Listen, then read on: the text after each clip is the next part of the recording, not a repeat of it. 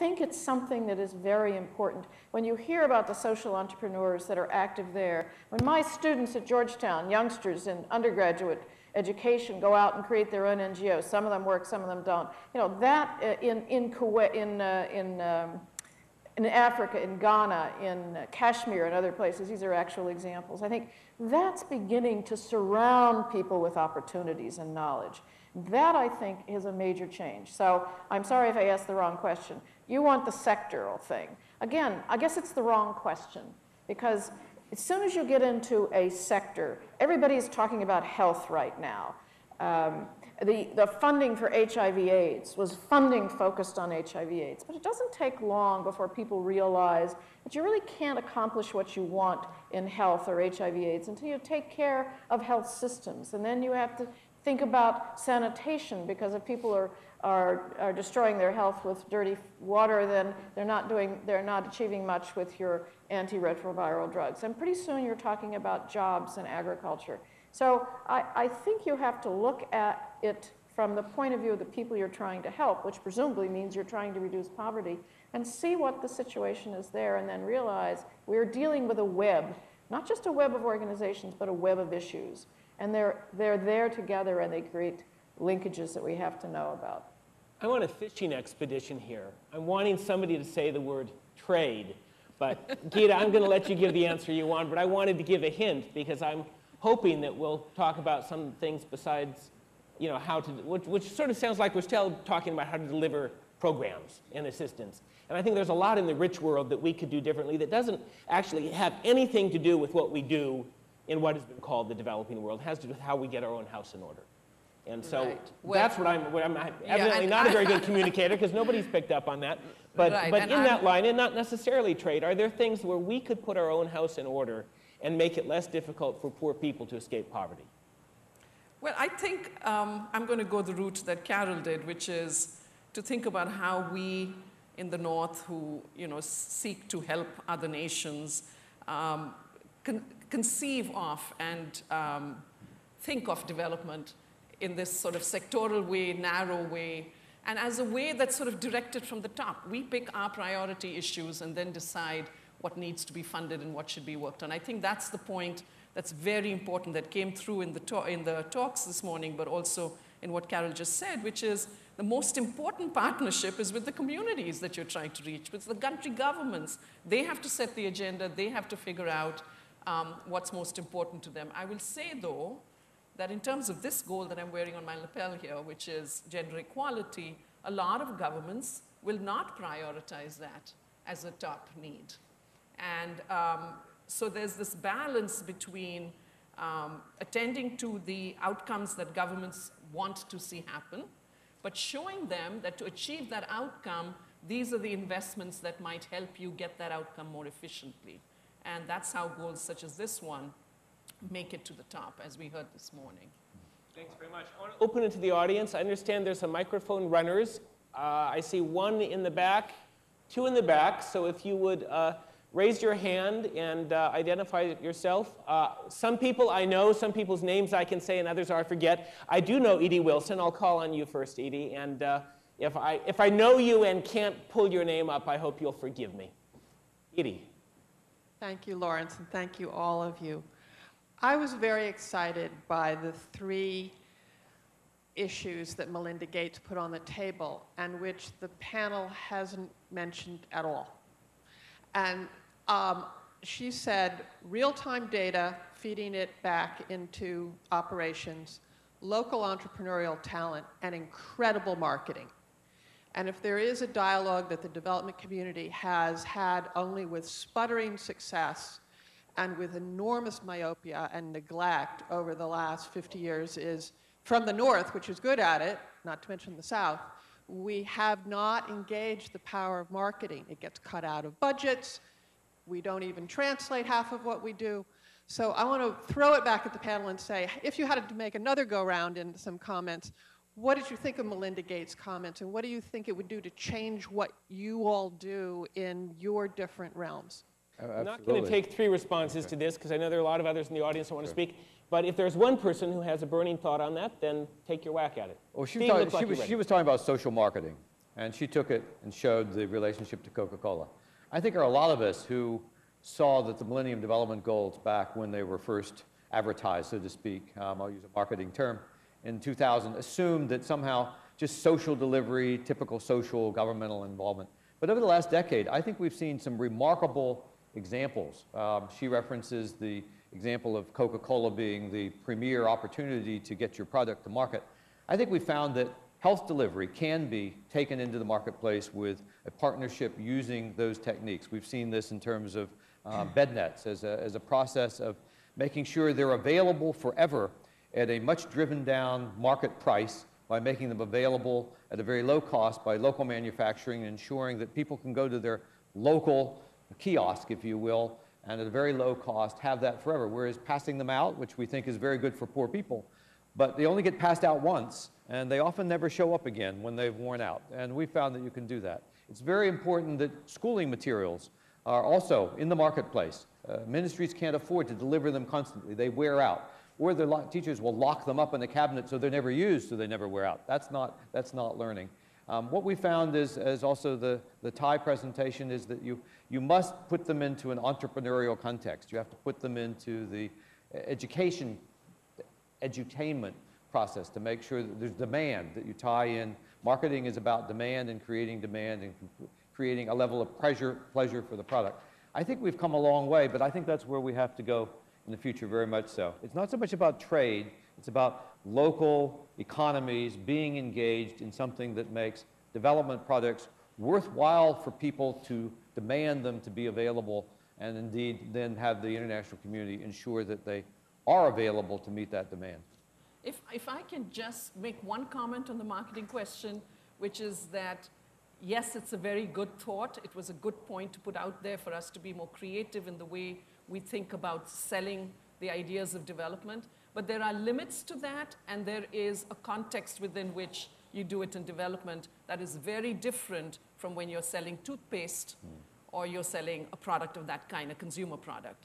I'll give you just one example. In the HIV/AIDS field, in HIV prevention, years ago, condoms and the sale of condoms was the indicator for the success of an HIV/AIDS program. And so a lot of marketing experts got into the business of trying to get condoms, as we saw Michai talk about. But some of them used, from focus group discussions, the data they got, of reinforcing stereotypes of men and women. You know, the man with his condom in the back pocket, one girl in this arm, the other girl on that arm, a wink in his eye, and, you know, and it sold condoms. But when I watched that ad campaign, I said to them, what is this doing in the long run to gender equality? It is that inequality that is fueling the epidemic, and this type of an ad campaign further reinforces those stereotypes and undermines the long-term goals of development. So I say that I've seen many such, you know, the military guy in camouflage outfit with his bayonet in an alcohol bottle, and the condom on top of the bayonet saying, just as you get ready for war, get ready for life. What does that say to the context of HIV prevention when it sells condoms? They show you the graphs that go up. So yes, marketing, I agree with Melinda entirely, there's lots to learn from it, but it's a different context and the product is different, and so we have to be more careful how we apply its principles. Geeta, thanks very much. I'll take another comment or a question from the floor. The woman in the yellow blouse here. Yes, please. Please identify yourself, your name and your organization. Hi, my name's Carolyn Rose Avila. I'm with Plan USA. And it's a question in the making, I guess, as we're all trying to be very sort of pushing the edges of the envelope. The fellow that did the whole presentation on statistics, and he said that we have to get away from the categorization of Western versus the rest of the world, or North versus South. And we do have this concept as if we have all the answers and we've sort of reached nirvana in the North or in the West or something like that. And I'm really curious because right down the street, we can find some of the most impoverished parts of the world in most cities in the North. And do you know of any progressive work that's being done on looking at issues of underdevelopment that's not blocked in by countries, but that is looking at linking underdevelopment no matter where it is in the world? and we start breaking out of this thing about, well, we're over here in the West, because we talk as if we've resolved a lot of problems in our own countries, and we haven't. And we're not, and as if we have lots of answers, and we're not applying them very well. So how do we then start looking at a very different paradigm when we look at poverty and development? Thank you. Thanks very much. I'm going to turn to our panel. I have a very short answer. My preferred terms when I speak about these things are, and it's still the country paradigm, is higher income, middle income, and low income, because those are descriptive, and it avoids the notion of a developed country has somehow solved all its problems. But it doesn't really get to your question, which is looking, you know, sort of below the borders, if you will, looking across human beings as individuals. Does anybody want to take a crack at that? Carol. I think you're right. We don't look at it across borders, and there's probably a great deal we could learn if we did so. For example, we also have the report that came out last week of how poverty levels in the United States have grown dramatically.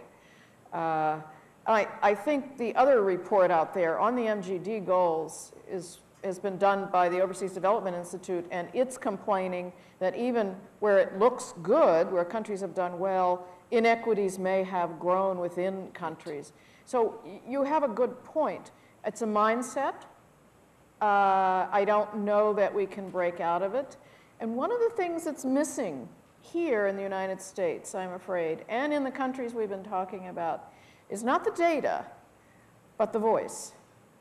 And it's a political problem. I come into all of this as a political scientist and somebody who's been a practitioner as well, and I'm saying, yes, these are good ideas, but the U.S. Congress wants us to spend the money in A, B, C, and D ways. That makes it very difficult to ask people in the field, what do you want? Because we're telling them this is what we've got. That's a political problem. Political problems in these other, in many of the countries. Why haven't they done better? In a lot of places because of political and institutional weaknesses. We haven't figured out that one. It's sometimes impossible to affect. And then the fact that the voice is so weak. So I don't have an answer to your question, but I think we pay attention sometimes when we are compelled to do so.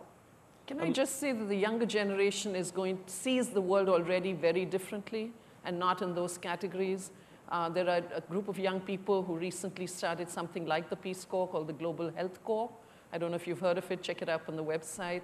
They have teams of young people educated with a bachelor's degree minimum from any country brought together to serve the poor in any other country. So they have a Tanzanian youngster working with a Texan lad in an inner city poor community in New York State, New York City. So they see the world very differently, and they're going to help us break down those barriers. We have some questions coming in from the Twitter, and the person helping me has kindly put them together, and what I see is sort of a group. Where is progress lagging and why? What is the biggest disappointment of the past 10 years? What MDGs will not be accomplished by 2015, and what can be done? So I want to throw that to our panel for brief answers, and you might address it in terms of goals or in terms of some other aspect of, I think it's useful to name the laggards or the lagging indicator, because then we get additional attention to that. It depends very much, though, on the country and the local context. I thought the last speaker, Gracia Michel, being very clear that you need to recognize and appreciate that success is possible and is being achieved everywhere on all of these Millennium Development Goals, but not in terms of universal accomplishment by all countries. And I thought her gradation on Africa and the need to emphasize that there is tremendous success occurring in many countries. There's partial success in some countries, and then to recognize, I'll take it back to the domestic population, there are dramatic marginalized populations in every country on earth. You can go to Brazil, you can go to China, two of the fastest growing economies on earth today, managing their economies extraordinarily well. But 30 to 60%, depending on which geographic area you're in, they are marginalized and not benefiting yet from those economies in terms of achieving these MDGs. So what we need to do is recognize that we have a lot going for us, a lot of success, a lot of ingredients for success, but target the populations that aren't being addressed and that's going to be true for every country. Otherwise, we won't have